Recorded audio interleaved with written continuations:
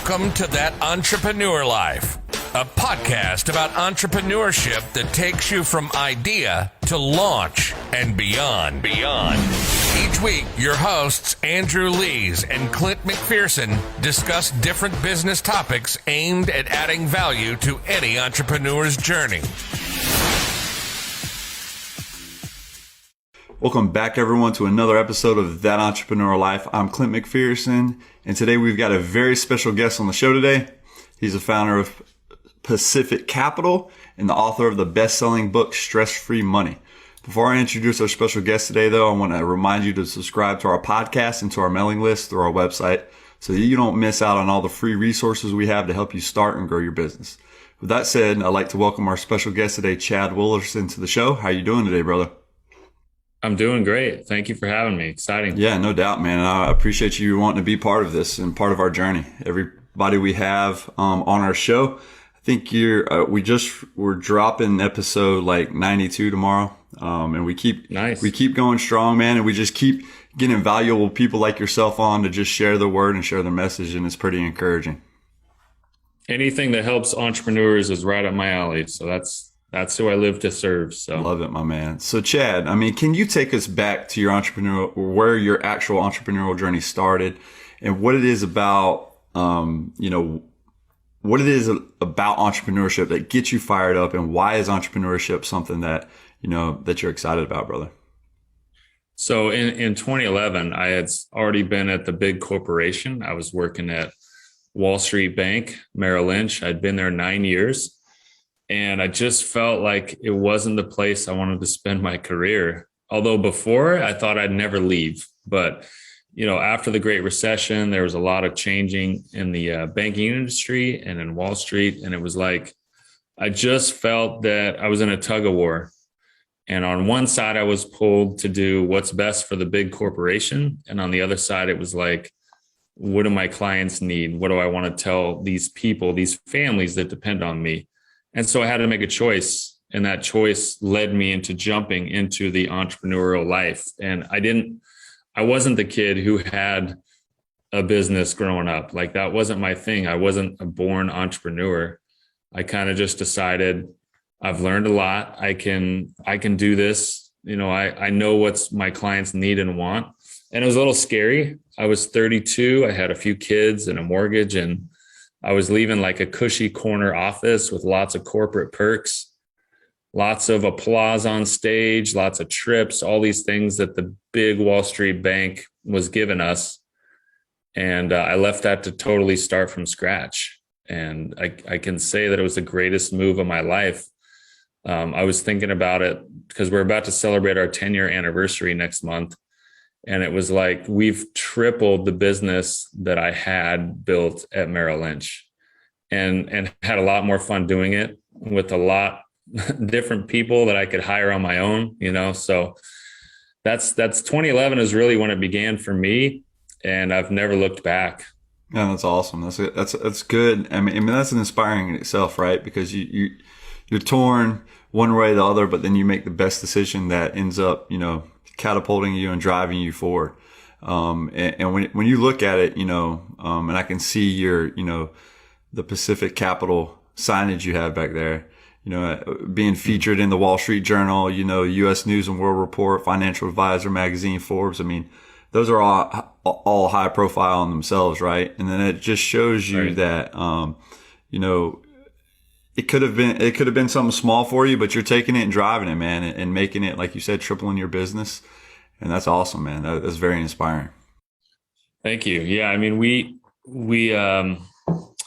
don't take that for granted at all. It was a big leap of faith. The biggest challenge, people ask me on podcasts, like, what was the biggest challenge when you got launched? And really, it was not having that big, cushy corporate name on my business card. So I didn't have the big backing of the Merrill Lynch bull and the Wall Street bank that had 100 years of history. It was like, who's Pacific Capital? What's your backing? Who do you work with? And I kind of had to start over and prove myself to clients and potential clients from scratch. And so being able to build a brand and a reputation has really been awesome. That's awesome, man. That in itself, man, like that's just the true drive that that shows that when you want to make something happen, you can make it happen. And so as an entrepreneur, that's a big message in itself, right? A lot of us get in our own headspace, own timing, mess things up. We're our own worst enemy at times. So we just got to get out of the way and understand that there's always that other end of the spectrum to where it's like, hey, once we figure this out, once we know where we're headed, I mean, it's all going to work out, right? And you just got to know that. Absolutely. Yeah. And you don't know, I would say this, you don't have to know how you're going to get there. You just have to be fully invested and fully committed that you're going to get there. Like map out your goals and your vision for your business and decide that you're going to burn the ships and take over the island. Like you're not turning back. 100%. And eventually the way will reveal itself. Like stuff will happen. And like we've averaged 19% growth a year for 10 years at Pacific Capital. But this year is a massive year. We've grown, over 70% already this year. And it's like, how did that happen? I never could have seen that happening. We set big goals on January 1st and we exceeded them by double before August was over. And we were just committed to the goals. And I think as an entrepreneur, you kind of have to take that risk and that leap of faith and just say, you put it out there. This is what I want to accomplish. I don't know how I'm going to get there. Right. Like I don't have that all mapped out, but I know I want to get there and I'm going to do whatever it takes. Yeah, for sure. And I think laying those goals out gives you a clear vision and something to strive for, right? Without doing that, Absolutely. You're just all over the place, bouncing around. You're never really getting anything done. I think Elon Musk said, if you set a specific time to do something, you're gonna take that amount of time to do it, right? Yeah. So he said, I think it was like if you give yourself 30 days to clean the house, you'll take 30 days. If you give yourself 3 hours, you'll take 3 hours. Exactly. So the lesson is really like shorten your deadlines for yourself and you'll get more done. Yeah. And I think the first chapter in Stress-Free Money, I talk about the biggest obstacle to financial freedom is not having clear goals. Zig Ziglar said, you can't hit a target you cannot see, and you cannot see a target that you don't have.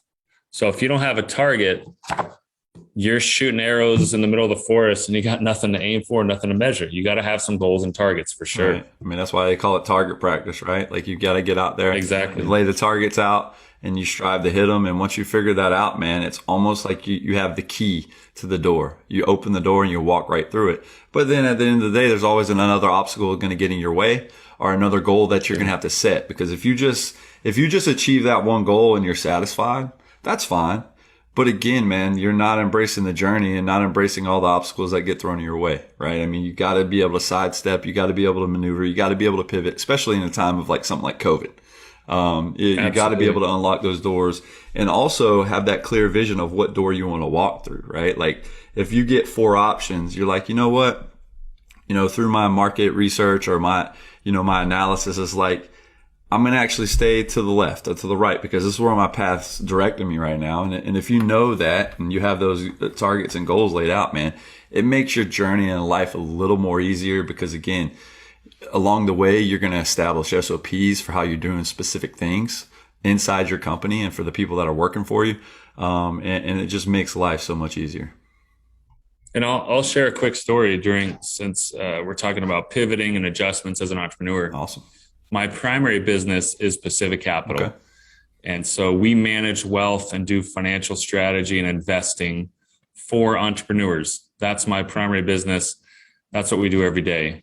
That's what I've done for 20 years. On the side, I'm invested in a business that is a sports complex, a facility in Southern California that hosts sports tournaments for kids. So travel basketball, travel volleyball, club volleyball, and cheerleading and events like that.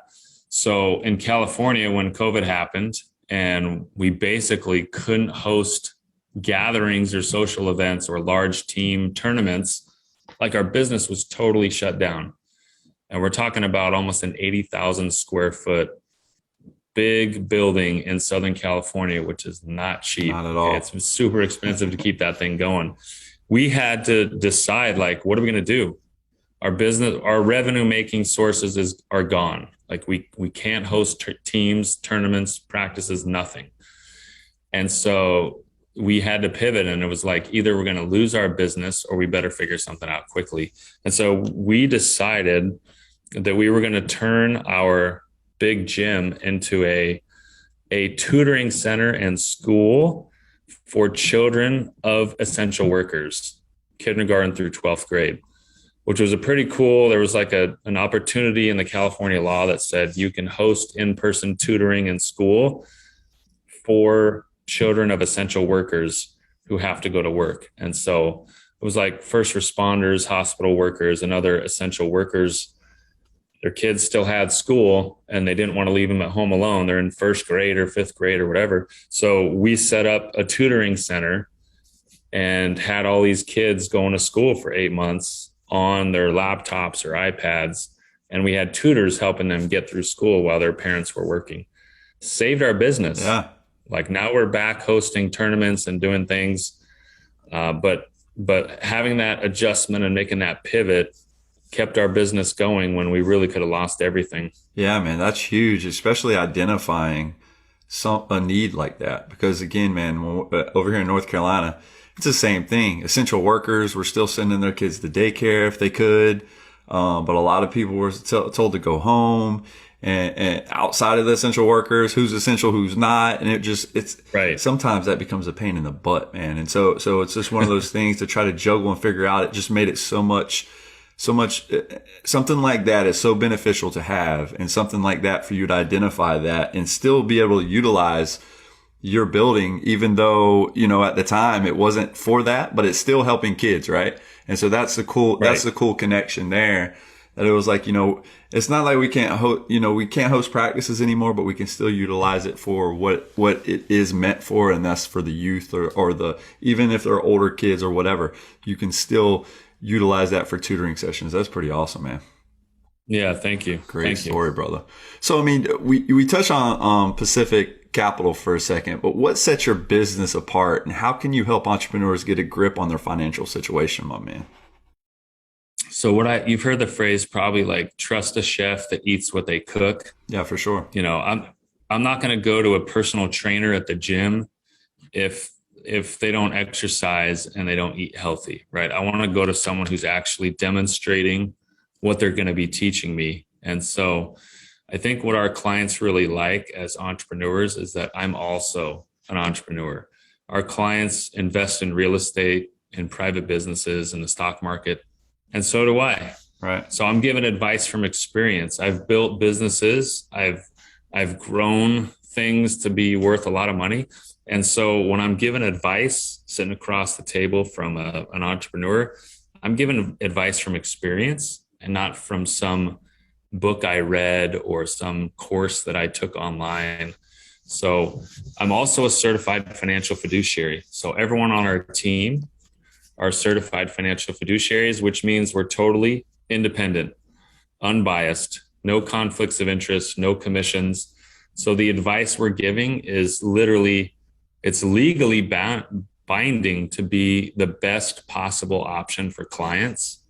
We're always looking how to save people money, reduce their taxes, and help them grow their own financial life. And as a fiduciary, we take a lot of pride in really just putting the client's best interest first at all times. That's how we build that reputation. If you look on Google and see the Google reviews, there's like 220 5-star reviews for Pacific Capital. It's because of that trust and that fiduciary advice and guidance that people rely on us for every day. Yeah. And I think that's a huge point to touch on too. Whether it's personal branding, whether it's inside your business, whatever it is that you're doing as a specific entrepreneur, can you touch on how big trust is? I mean, because I know you've seen how big of an impact that's probably had on your business specifically, just being that non-biased individual or business and being able to look out for those people. And once they know you have their true best interests at heart, it's a game changer. For sure. I mean, especially when it comes to money, trust 100%. Is number one. And so being able to do what you say you're going to do and do it on time or early, telling the clients how they can save money. Oftentimes we get referrals, and I will tell people that they don't need to hire us. They don't need a full-time investment advisor. So I'll tell them, like, I appreciate you coming to us and wanting us to manage your investments and stuff, but I don't think you need to pay for us. You don't need to hire us. You could actually do it a cheaper way by going this route. Your situation isn't complex enough to really need to hire an advisor.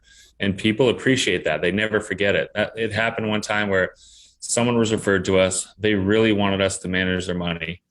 I just looked at their situation and said, this isn't complex enough to justify the cost. So here's what I think you should do, but don't worry about hiring us until maybe, there's a lot more to work with. Don't hire anybody. Just keep it simple and inexpensive. And then eventually they inherited a significant amount of money from their parents and grandparents. When the family money passed down, who did they come to first? Yeah. Like, they came to us because we had already built that relationship of trust.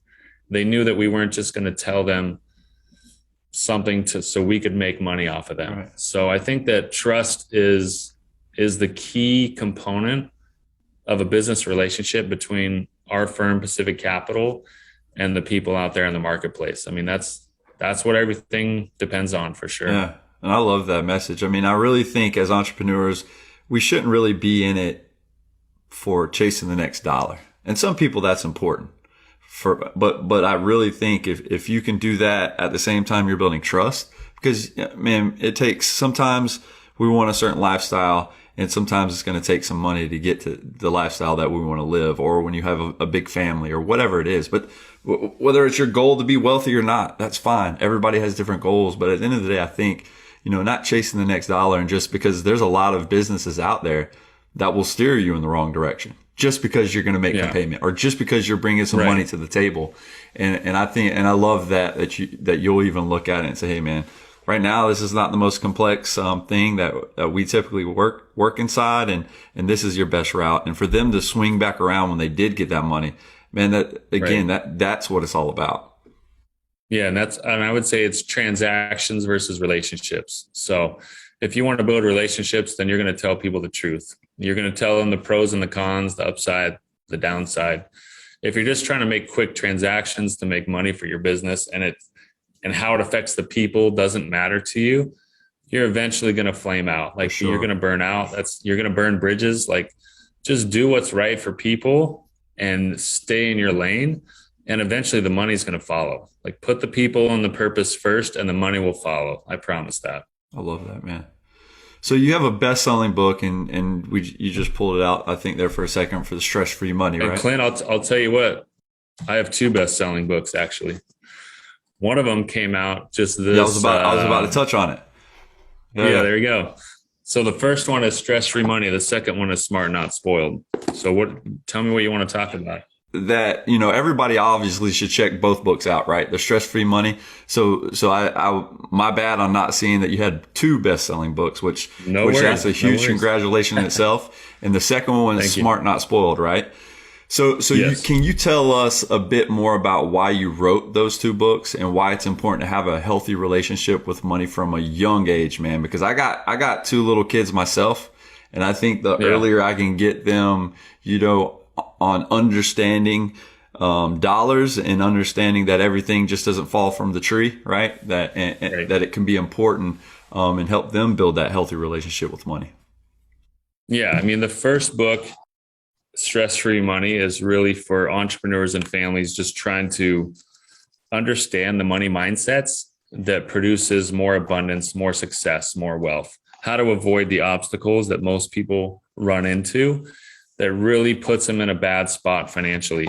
The second book, Smart Not Spoiled, I really dive deep into the 7 money skills that kids must master before leaving the nest. So I wrote this because I'm a father of 5 kids. My wife and I care about families. I care about the financial literacy of young people. Smart Not Spoiled. Why? Because 2/3 of American parents say that their kids are spoiled. They expect so much more. They don't understand the value of a dollar.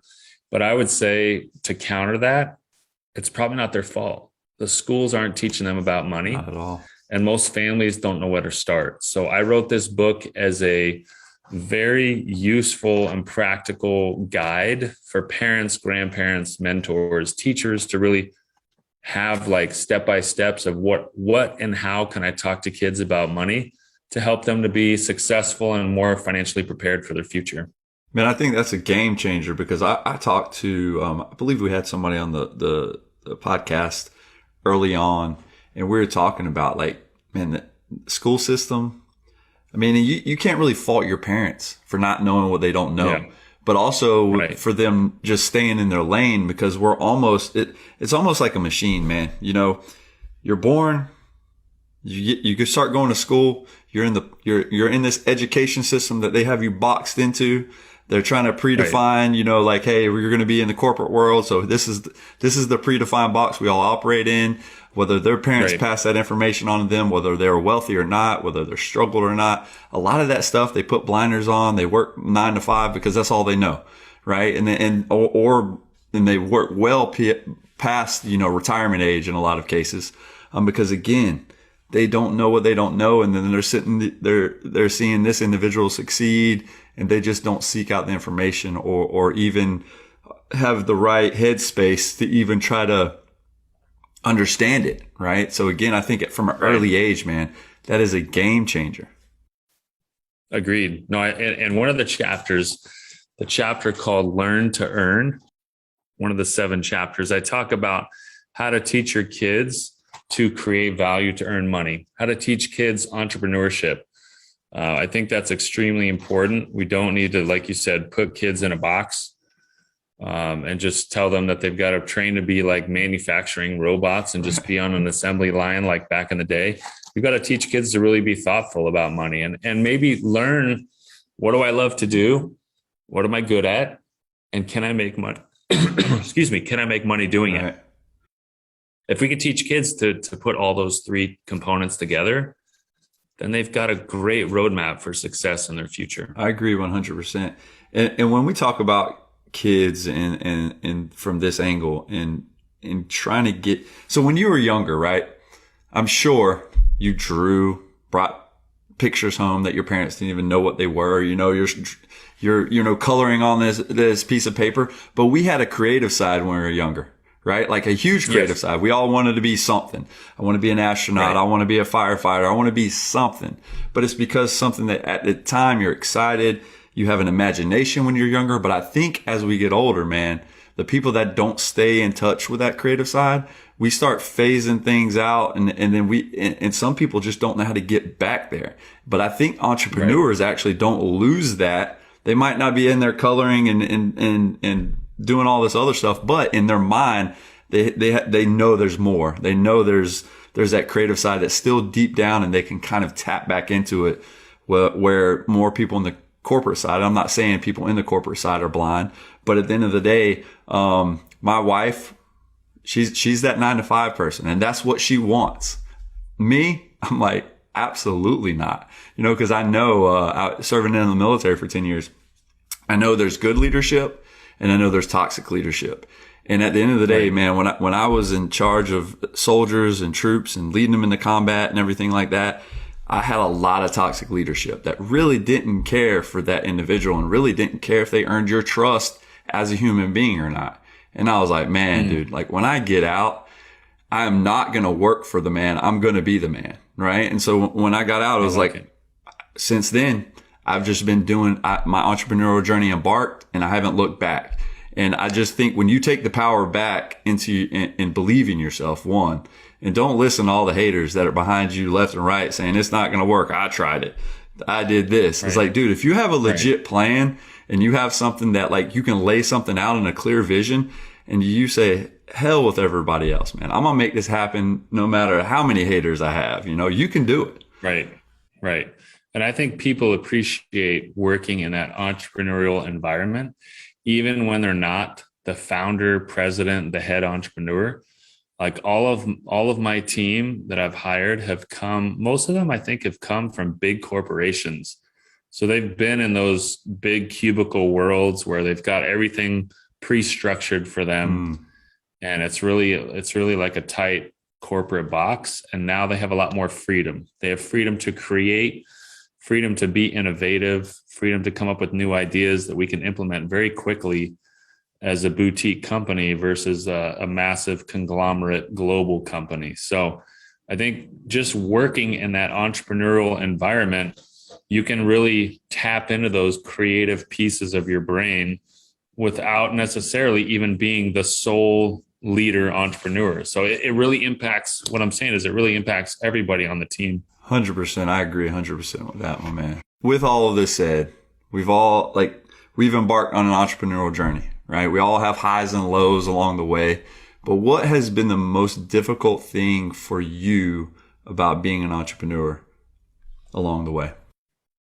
I think the biggest area that I've really learned and grown a lot in as an entrepreneur is knowing where to best allocate my time and my money. So figuring out what is the best use of my time and the best use of my money has been the learning process over the last 10 years that I could look back and say, that's where I've made the most growth. So I've learned making a list of things I'm not going to do is just as important as the things that I'm going to do. So learning what to delegate and outsource and hire other people for, or learning just to say no to opportunities that don't fit into what we're looking to accomplish. And then looking where I'm going to put my money. Where do I allocate investments? Where do I allocate the growth of the company? Who am I hiring? What roles are most important? I'd say those are the biggest challenging decisions that I've had to make over the years. And fortunately, I've learned a lot through mistakes, and I've really grown, and we've built an awesome team. I love that, man. And I think, and you touched on it, delegation. I think a lot of us as entrepreneurs sometimes get bogged down and like we get in that foxhole by ourselves. And we just continue because we're like, I created the process. I can do the process, but man, you only could do so much in a given day or so much in a given week before you get burnt out yourself. And I've been in there when I started my entrepreneurial journey, man. I was like, I got this down. Like, I don't need to hire a VA. I don't need to hire this person that, wants me to hire him. I'm good. I got this process down. And then it's like a year later, I'm like, bro, I don't want to do this no more. Like, what is going on? But as a leader too in the military, I understood the power of delegation. I was just being stubborn and arrogant at the time. Again, because you put those blinders on, you get it, you're going, you're making money, and it's like, dude, now I'm maxed out. I can't take on no more. Like I've overcommitted to clients now. Like I'm just like, dude, this is the struggle's real. And so once you realize that you have to let go, you have to pass these tasks down to people that can get it done and just have faith, right? Like I really think is like you get out there, you hire somebody. You don't just hire somebody blindly, but you actually make sure they can get, accomplish the task that you put out. But you also a lot of it's trial by fire too, right? And trial by error. If they can't get it done, you're on to the next person. But in a lot of times it's also explaining them, okay, or at least laying out some SOPs and saying, this is how I accomplish it. Doesn't mean that you have to accomplish it like that. Because one, I hate micromanaging anybody and I'm not going to do it. But two, I just give them a foundation and a starting point of this is what worked for me. You can take it or leave it. But if it doesn't work for you, or if you want to incorporate that, run with it. If not, find your own way. As long as at the end of the day that I can, I'm accountable and I'm the head of the business, that I can explain this to any of my clients or whatever. And we're all on the same page. I think it works, right? Agreed. Yeah, you got to be able to let go to grow for sure. 100%. No doubt. Dude, I love that right there. That's going to be let go to grow. Let go to grow. So, brother, as we wrap up this episode, if you could leave our listeners with one piece of advice or anything that they can take out of this episode and walk away with an action right away, what would it be? The action is to get some specific financial goals on paper. That's step one. And with step one, get to a financial fiduciary. Find a financial fiduciary. There are plenty of us out there that you can find and meet with and counsel with and get some unbiased advice on your specific goals and on your actual financial situation. See what next steps you need to take to get you closer to that financial freedom, that stress-free money. And I know it's possible no matter where you're starting from. You just have to take the first steps. Love it, man. I also go check out Stress Free Money and Smart Not Spoiled. Go ahead and grab those books, man. I love it, brother. Thank you. But man, Chad, I think that's a wrap for this episode. And I want to thank you personally for taking the time of your day to joining us and adding value to what we're doing on our podcast, man. My pleasure. Thank you for having me. No doubt. Thank you all so much for listening to That Entrepreneur Life. To learn more about what Chad is working on, check out �PacificCapital.com. If you like what you heard today, please subscribe to our podcast and don't forget to download our free ebook about the success mindset at ThatEntrepreneurLife.com. Thanks for continuing to support what we do as entrepreneurs, and don't forget to join us next week for another episode of That Entrepreneur Life. Thanks for listening to That Entrepreneur Life podcast. Be sure to visit ThatEntrepreneurLife.com to join the conversation, access our show notes, and discover our fantastic bonus content. Don't forget to join us next week for another episode as we continue to add value. Until next time.